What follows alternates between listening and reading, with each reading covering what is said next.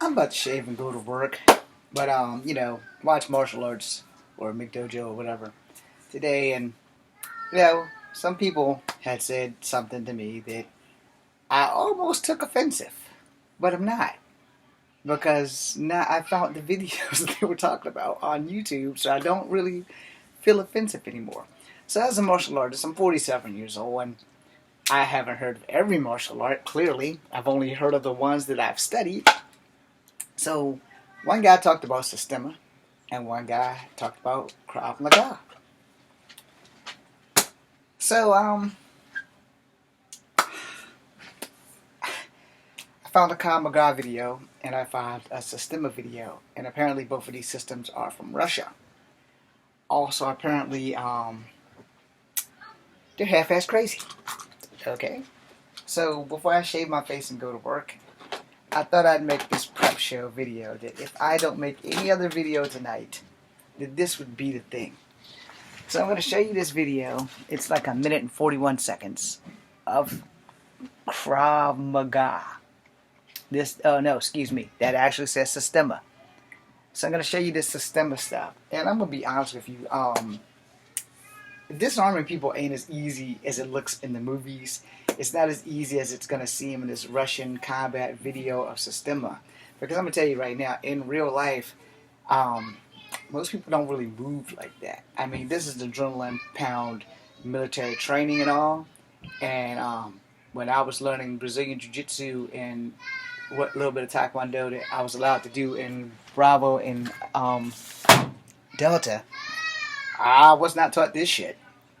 And a lot of the things that I saw in this video, I'm like, okay. So, without further ado,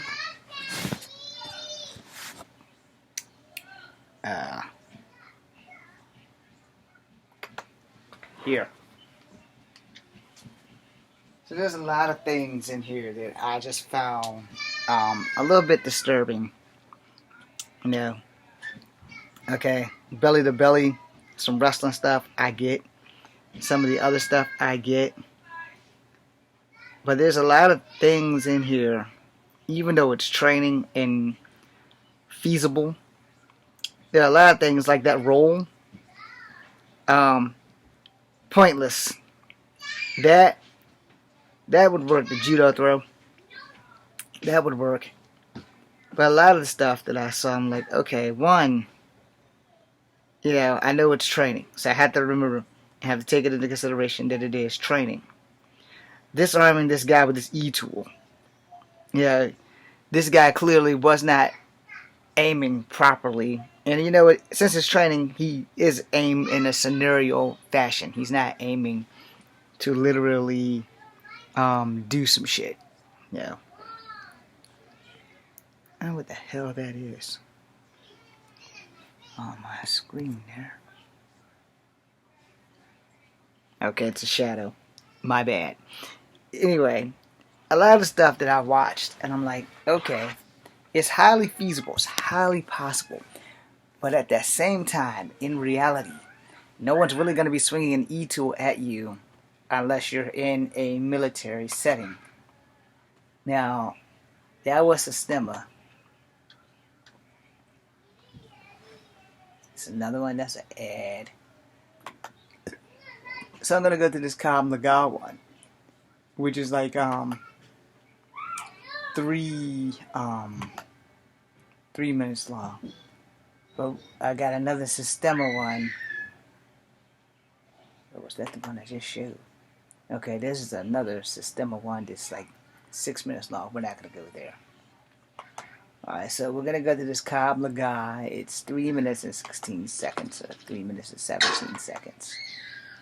And I don't knock anybody for their skills or whatever.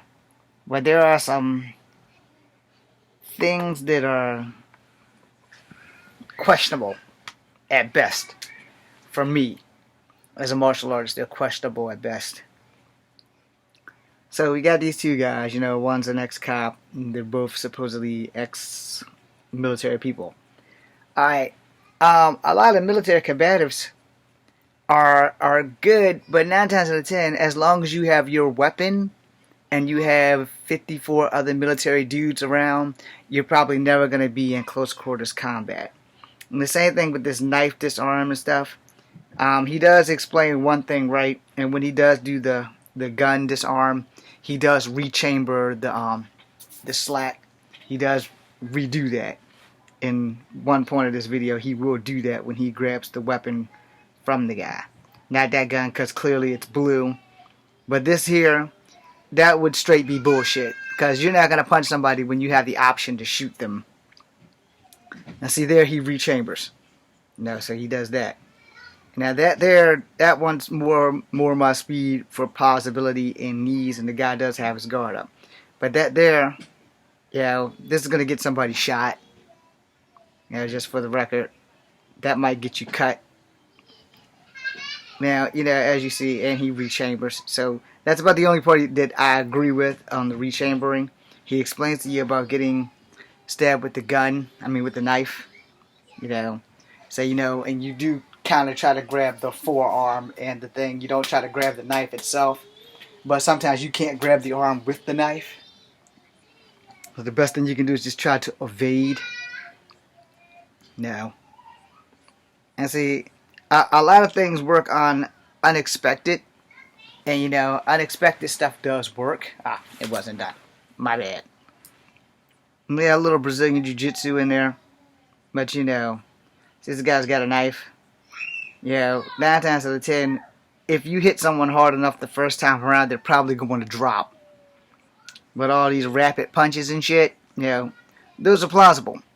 However, there are a lot of things in these videos that are, for me, unconceivable. When you get to the part where they're going to, take down the two guys or whatever. This might not be the same video. But, there are some, questionable tactics. This definitely wasn't the same video with the double takedown guy.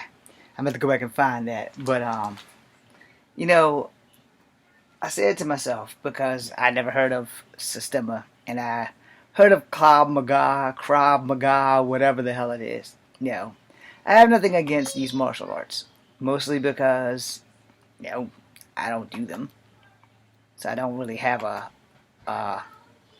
frack ton of knowledge in it. But I will say, that as a martial artist, the one thing that all martial artists have in common is that we all think our martial art is better than the other martial art. True as that may be, the issue isn't, is your martial art better than my martial art? The issue is your skills better than my skills? And that's something that people don't really take into consideration, because I'm gonna be frank. I'm gonna be real frank.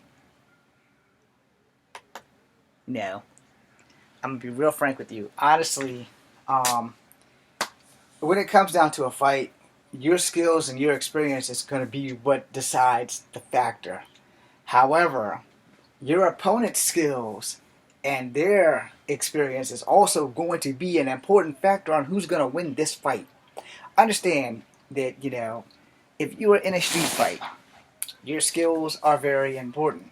Your experience in that fight is very important, versus where you are in a controlled environment where everything tends to work on the ref and the setting. If you are in sport karate or whatever, you guys know exactly what I'm talking about. If you're in the UFC, you know what I'm talking about, because there's a ref, there are rules, and there's a setting. You're in UFC, you're fighting in a cage. That is your setting. You are in sport karate, you're fighting on the mat. You have your set of rules in both the UFC and sport karate, and you're bound to be obligated to follow them so that no one gets hurt, respectively. Well, when you are in the streets, there are no rules, and everything will basically rely on your skills and your opponent's skills. And whoever gets the hardest blow in is pretty much going to run the show. I'm sorry. You might not want to believe that, but straight up and down, if you get hit to the face and you go to sleep, you've lost. If you get hit to the face and you can keep going on, the fight's going to go on until one of you are unconscious or possibly sadly dead. That's just the way street fights work. 9 times out of 10, if you're fighting someone who has honor, once you go down, it's done. However, if you're fighting someone who is brutal and don't give a damn, once you go down, they're going to add that icing on the cake, and they're probably going to kick you a couple of times while you're down to make sure you know that they are establishing dominance. I have never kicked anybody while they were down in a street fight. All right? The way I see it, once I got you down, you're down, it's done.